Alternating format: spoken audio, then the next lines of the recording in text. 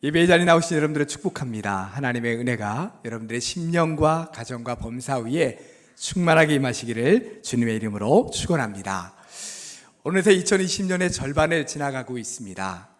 올해 전반기 코로나의 위험과 또 여러 가지 많은 어려움들이 우리 삶 가운데 있었지만 그런 가운데서 우리 하나님께서 우리를 지켜주시고 여기까지 인도해 주신 줄로 믿습니다. 하나님께 감사하는 내용들에 대해서는 다음 주에 우리가 맥주감사 주일에 함께 말씀을 나누도록 하겠습니다. 우리는 지금 코로나19라고 하는 아주 특수한 상황 가운데서 우리의 신앙을 한번 돌아보고 있습니다. 2주 전에는 먼저 예배를 회복하자라는 말씀을 드렸고요. 지난주에는 말씀의 능력을 회복하자라는 말씀을 드렸습니다. 그리고 오늘은 신앙 회복 세 번째 시간으로 기도의 역사를 회복하자라는 말씀을 함께 나누도록 하겠습니다. 한번 따라해 보실까요? 기도의 역사를 회복합시다. 기도의 역사를 회복합시다. 그렇습니다. 기도의 역사를 회복해야 합니다. 우리가 신앙생활하는 데 있어서 정말 중요한 것들이 참 많이 있습니다. 그 중에서 가장 중요한 것은 누가 뭐래도 예배입니다. 예배는 우리가 하나님께 드려야 될 가장 중요한 것이고 우리 그리스도인들이 존재하는 가장 본질적인 목적이다, 이렇게 말씀드릴 수 있습니다. 또한 우리가 꼭 실천해야 될 두 가지가 있는데요, 그것이 바로 말씀과 기도입니다. 말씀과 기도는 우리가 하나님의 사람으로 온전하게 서서 살아가게 하는 데 있어서 가장 중요한, 꼭 필요한 두 가지이죠. 말씀에 관해서는 지난주에 설교를 드렸고요, 이번 주에는 기도에 관해서 함께 말씀을 나누도록 하겠습니다. 우리는 기도하면 참 많은 빚을 지고 있습니다. 기도해야지 하면서도 제대로 기도하지 못하는 그런 경우가 참 많이 있기 때문이죠. 기도가 얼마나 중요한지, 그래서 기도하려고 힘써 보지만 제대로 되지 않을 때가 많다는 겁니다.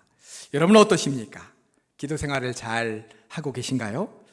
오늘 이 시간에는 우리가 왜 기도해야 되는지, 왜 그렇게 그 기도가 중요한지라고 하는 부분에 관해서 예수님과 또한 다윗의 기도하는 모습을 통해서 이 시간 4가지 이유를 함께 살펴보도록 하겠습니다. 우리가 꼭 기도해야 되는 첫 번째 이유는 기도는 하나님과의 만남이고 대화이기 때문입니다. 그러니까 기도라는 것은 하나님과 함께 살아가는 데 있어서 꼭 필요한 그러한 영적인 도구라는 것입니다. 한번 사진을 한번 보여주실까요? 며칠 전 제주도 앞바다에서 죽은 새끼를 등에 업고 다니는 그 어미 돌고래의 이렇게 모습이 포착이 되었습니다.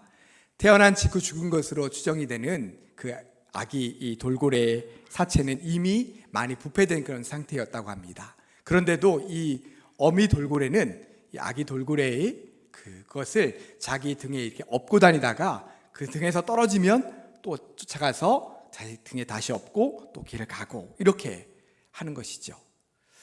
이 장면이 우리에게 주는 아름다운 삶의 진리가 있는 것 같습니다. 그것은 사랑하면 늘 함께 있기를 원한다는 것이죠.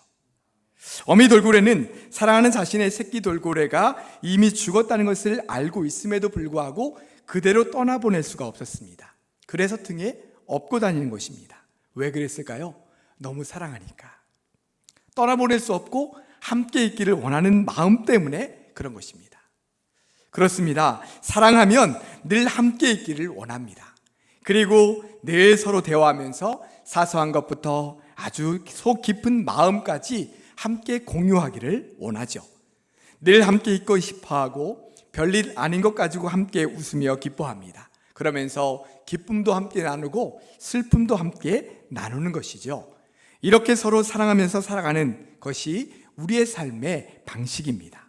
그런데 사랑함에도 불구하고 서로 떨어져 있고 또 대화가 없으면 그 관계가 점점 멀어지고 소원해지게 됩니다.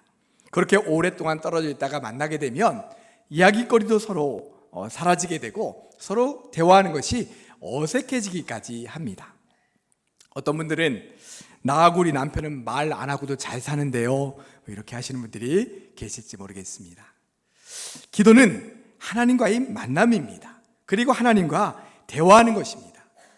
여러분, 이 기도의 정의가 얼마나 중요한지 모릅니다.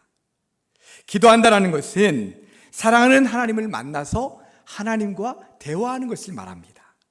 사랑하는 하나님과 내 삶에 일어난 크고 작은 일들을 이야기하고 아주 사소한 것부터 중요한 것, 때로는 진지한 것까지, 심각한 것까지 함께 이야기하는 것입니다. 마치 사랑하는 가족과 매일 대화하고 이야기하는 것처럼 말이죠. 여러분, 사랑하는 가족들과 매일매일 무슨 대화를 그렇게 하십니까? 오늘 점심 뭐 먹었어? 오늘 누구 만났어? 오늘 학교에서, 직장에서 어땠어요? 이런 가벼운 대화부터 시작해서 나 요즘 너무 힘들어. 자신감이 자꾸 떨어져. 내가 왜 사는지 모르겠어요. 이러한 진지하고 무거운 대화도 할 수 있습니다. 이렇게 매일 함께 살아가면서 서로 대화하고 서로의 생각과 마음과 삶을 공유하는 것, 이것이 바로 서로 사랑하는 가족들이 함께 살아가는 삶의 모습인 것입니다. 기도도 마찬가지이죠. 사랑하는 하나님과 매일 만나서 대화하면서 내 삶과 생각과 모든 것을 하나님과 공유하는 것입니다. 하나님, 저 오늘 모든 것이 너무 감사했어요. 이것도 감사하고 이것도 감사했어요. 하나님, 저는 오늘 너무 힘들었어요. 아까는 진짜 너무 힘들어서 멘붕이 잠깐 왔었어요. 제가 무슨 말을 막 하고 있고 행동을 하고 있는데 그것이 도대체 기억이 나지 않을 정도였어요. 이렇게 말이죠. 기도하는 시간을 통해 나에게 있었던 일들, 내 감정, 내 마음, 내 영적인 상태, 그것들을 하나님과 함께 이야기하고 자연스럽게 말씀드리는 겁니다. 이렇게 하루하루 기도 시간을 통해 하나님과 만나고 대화하는 것이죠. 이것이 바로 하나님과 함께 살아가는 모습인 것입니다. 이런 삶을 잘 살아가신 분이 바로 예수님이십니다. 예수님은 이 세상에서 3년 동안의 공생의 생활을 하시는 동안 하나님 나라 사역을 하시고 그 가운데서 굉장히 바쁘고 분주하게 사셨습니다. 전국 복음을 전파하시고요, 많은 이적과 능력을 행하셨죠.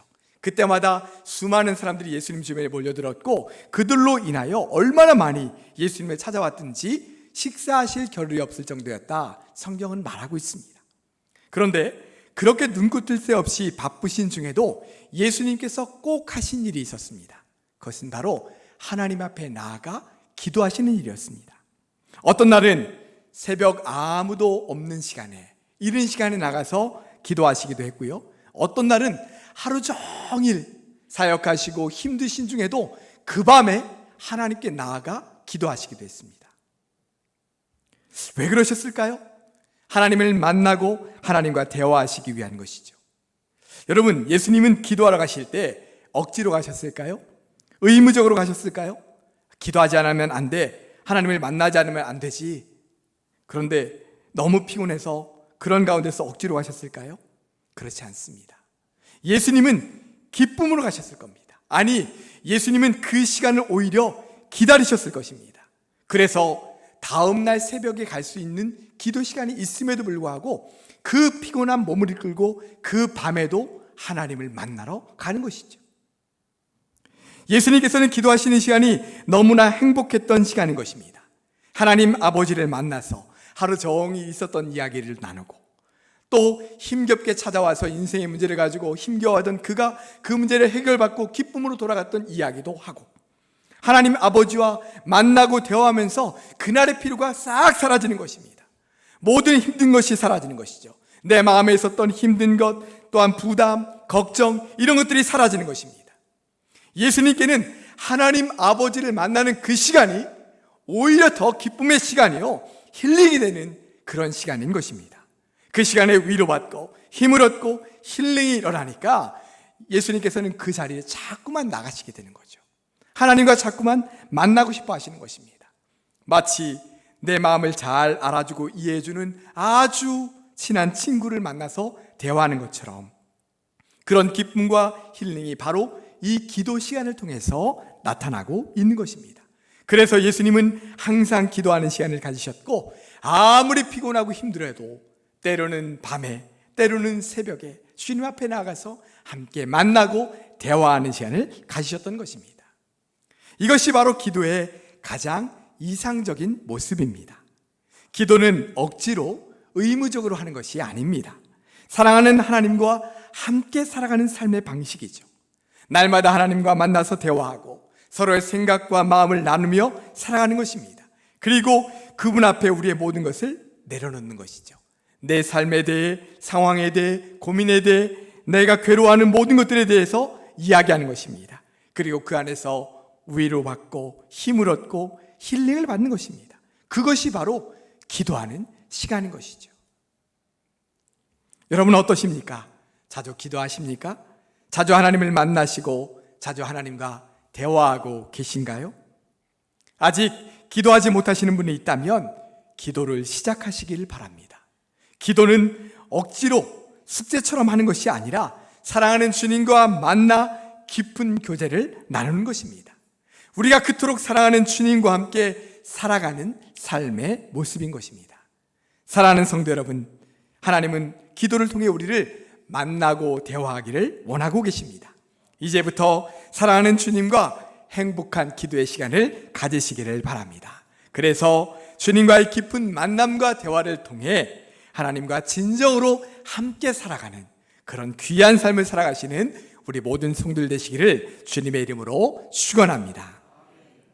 우리가 꼭 기도해야 되는 두 번째 이유는, 기도는 하나님을 전적으로 의지하는 믿음에서 나온 자연스러운 것이기 때문입니다.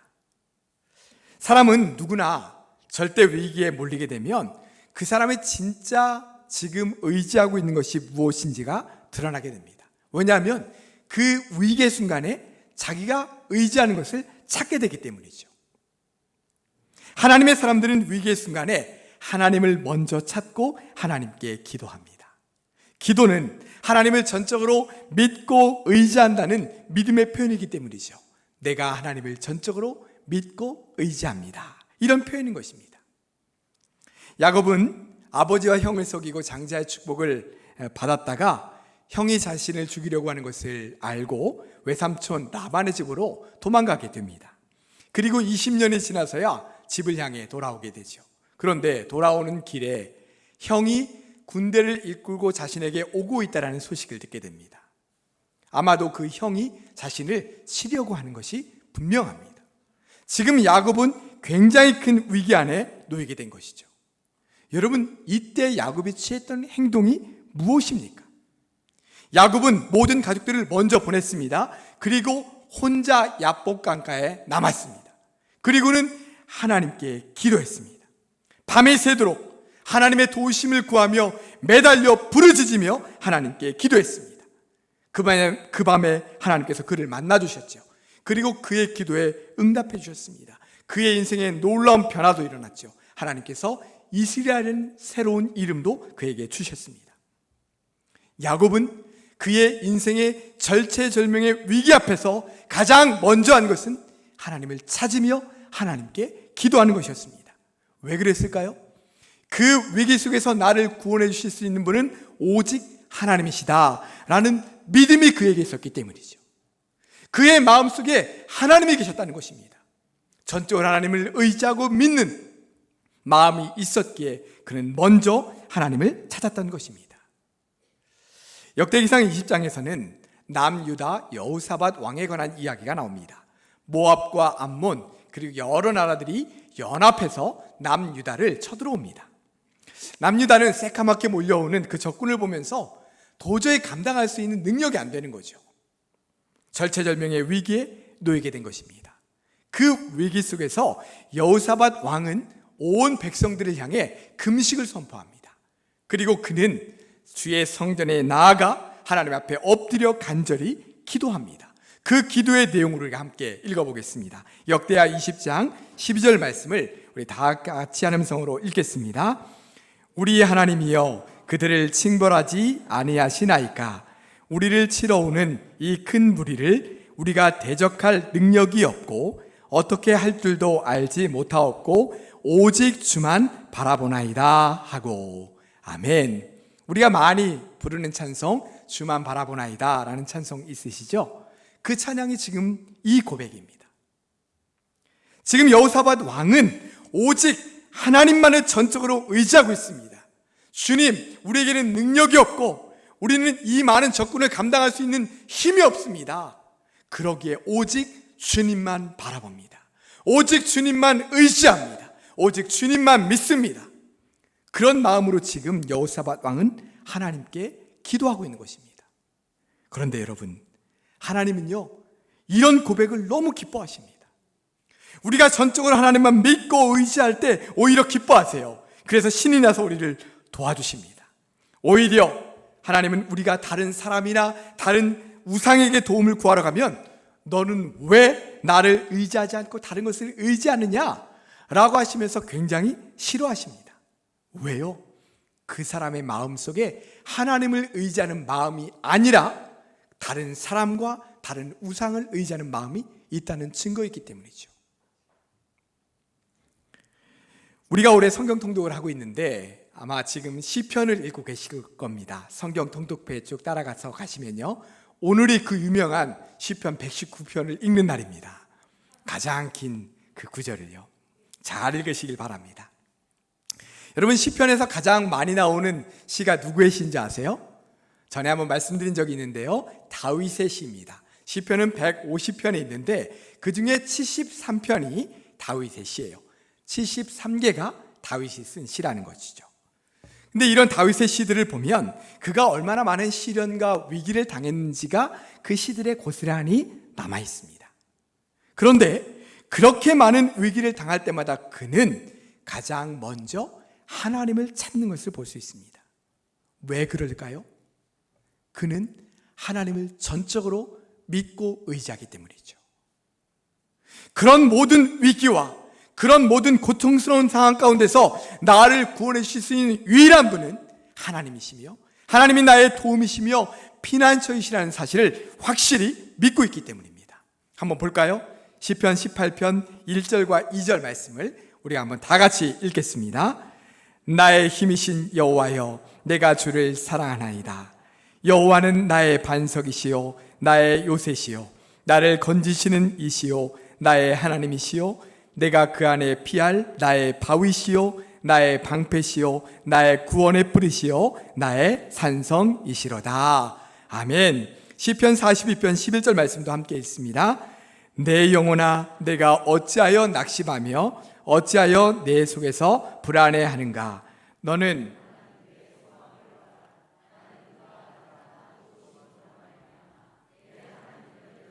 찬송하리로다. 아멘. 어떠십니까, 여러분?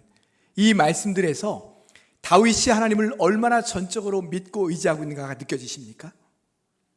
다윗은 정말 그 상황 속에서 나를 구원하실 수 있는 분은 하나님이십니다. 그래서 나의 소망을 하나님께만 둡니다. 라고 고백하고 있습니다.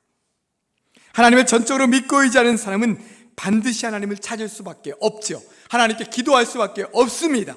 왜냐하면 나의 구원이 하나님께 있기 때문입니다. 우리 자신은 어떤지 한번 생각해 볼까요?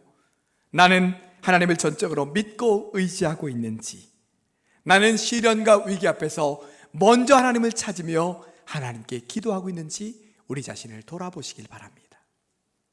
사랑하는 성도 여러분, 기도는 하나님을 전적으로 의지한다는 믿음에서 나오는 자연스러운 신앙의 표현입니다. 하나님을 전적으로 믿고 의지하는 사람은 위기와 시련 속에서 하나님을 먼저 찾게 되고 하나님께 부르짖어 기도하는 것입니다. 하나님을 전적으로 믿고 의지하며 살아가는 진정한 기도의 사람들이 다 되시기를 바랍니다. 우리가 꼭 기도해야 되는 세 번째 이유는, 기도는 내 뜻을 내려놓고 하나님의 뜻을 구하는 것이기 때문입니다. 다니엘 김이라고 하는 선교사님의 간증을 며칠 전 들었습니다. 이분은 교포 제1교포 1.5세신데요 중고등학교 시절을 일본에서 생활을 했다라고 합니다. 중학교 1학년 때 예수님을 인격적으로 만났는데 그때 그 예수 그리스도의 사랑을 너무 강력하게 느꼈다는 거예요. 그래서 이렇게 고백했다고 합니다. 내 생명 드리겠습니다. 주님 위해서 내가 존재하겠습니다. 멋지지 않습니까? 어린 나이에 주님 위해서 내가 존재하겠습니다. 이렇게 고백했다는 거예요. 그리고 그 어린 나이에 기독교인이 0.2%밖에 되지 않는 일본 도심 그 한복판에서 토요일마다 매주 2시간씩 예수 그리스도를 외쳤다고 합니다. 예수 그리스도, 예수 그리스도, 예수 그리스도. 이것만 2시간 동안 외치는 거예요. 그렇게 전도했다고 해요. 그리고 학교 내에서 온갖 핍박을 받는 속에서도 동생과 둘이 기도 모임을 이어갔고, 그리고 나중에는 수많은 기도하는 그리스도인들이 모여지게 되었다고 합니다. 여러분, 예수 그리스도를 믿고 거듭난 사람은 더 이상 자신을 위해 사는 사람이 아니라 나를 구원하신 예수 그리스도를 위해 살고 하나님의 영광을 위해 사는 사람입니다. 이제는 더 이상 내 뜻과 내 안위를 구하며 사는 사람이 아니라 하나님의 말씀과 하나님의 뜻을 먼저 구하며 그 뜻대로 살아가는 사람이라는 것이죠. 바로 우리가, 그리스도인인 우리가, 하나님의 자녀인 우리가 바로 하나님의 뜻을 구하며 그 뜻대로 살아가야 되는 사람이라는 것입니다. 하나님의 뜻을 구한다는 것은 무엇을 말합니까? 하나님께서 원하시는 것이 무엇인지, 기뻐하시는 것이 무엇인지, 어떤 길로 가기를 원하시는지 하나님의 뜻을 구하고 여쭤보는 거죠. 그러면 여러분, 하나님의 뜻을 어떻게 알 수 있습니까? 가장 분명하게 알 수 있는 두 가지 방법이 있는데요, 하나는 성경 말씀과 또 하나는 기도입니다. 기도는 하나님의 뜻을 구하며 하나님의 뜻을 알 수 있는 가장 분명한 방법이죠. 지금 이 순간에, 이 상황에서 하나님께서 무엇을 원하시는지, 어떤 길로 선택하게 가기를 원하시는지, 그렇게 하나님의 뜻을 알 수 있는 가장 분명한 방법, 그것은 바로 하나님께 기도하는 것이라는 겁니다. 이렇게 하나님의 뜻을 구하는 기도를 잘 아신 분이 바로 우리 예수님이십니다. 예수님은 십자가의 고통스러운 죽음을 앞두고 겟세마네 동산으로 기도하러 가셨습니다. 그리고 그곳에서 아버지여, 할 수 있거든 이 잔을 내게서 옮겨주옵소서 라고 기도하셨습니다. 그리고 이어서 하신 기도가 그러나 나의 원대로 마시옵고 아버지의 원대로 하옵소서 라는 기도를 하셨습니다. 하나님 아버지의 뜻을 구하신 것이죠. 예수님은 자신의 뜻대로 살아가는 삶을 내려놓고 하나님 아버지의 뜻대로 살아가는 삶을 선택하셨다는 것입니다. 그때마다 그 중심에 기도가 있었습니다. 내 힘으로는 내 뜻이 내려놔지지가 않고 내 안위를 먼저 구하게 되고 그것이 나에겐 더 소중했던 그런 것들을 내려놓기 위해 하나님의 뜻을 먼저 구하기 위해 기도하면서 하나님께 나아갔다는 것입니다. 주님, 내 마음으로는 이것을 원합니다. 그러나 내가 주님의 뜻을 구하며 주님의 뜻대로 살기를 원합니다 라고 하는 자리가 바로 그 기도의 자리였다는 것입니다. 그리고 그 기도를 통해 내 뜻을 내려놓고 주님의 뜻을 따라갈 수가 있었던 것이죠. 하나님의 뜻을 구하며 살아간 또 한 사람, 바로 다윗입니다. 그는 어떻게 해야 될지 모를 때마다 기도를 통해 하나님의 뜻을 여쭤보았습니다. 하나님, 제가 어떻게 할까요? 어떻게 하기를 원하십니까? 그래서 성경에 보면요, 다윗에 관한 내용들에 보면 그가 하나님께 여쭈었다는 표현이 참 많이 나옵니다. 그가 하나님께 여쭈었다. 그 말이 무슨 말이에요? 그는 하나님의 뜻을 구하는 사람이었다는 거예요. 하나님의 뜻을 먼저 구하고 하나님, 제가 어떻게 할까요? 라고 하는 것을 매 순간마다 하나님께 여쭈었던 사람이라는 것입니다. 왜요? 하나님의 뜻대로 살려고요. 하나님이 이런 다윗을 너무 기뻐하셨습니다. 사랑하셨습니다. 그래서 다윗을 향해 너는 내 마음에 꼭 맞는 사람이다 라고 말씀하셨어요. 그럴 수밖에 없죠. 왜요? 매번마다 하나님의 뜻을 구했으니까요. 그렇게 살아갔으니까요. 그런 다윗을 하나님께 어떻게 칭찬하지 않으시고 기뻐하지 않으실 수가 있겠습니까? 반대로 하나님의 뜻을 안 구하거나 안 여쭤보는 사람도 있습니다. 왜 안 구할까요? 내 뜻대로 하고 싶으니까요. 하나님의 뜻을 구하면 그 뜻대로 해야 되는데 그러기 싫은 것입니다. 그래서 하나님의 뜻을 구하지 않고 기도하지 않는 거죠. 그냥 제 뜻대로 하겠습니다. 그런 마음이 우리 안에 있는 것입니다.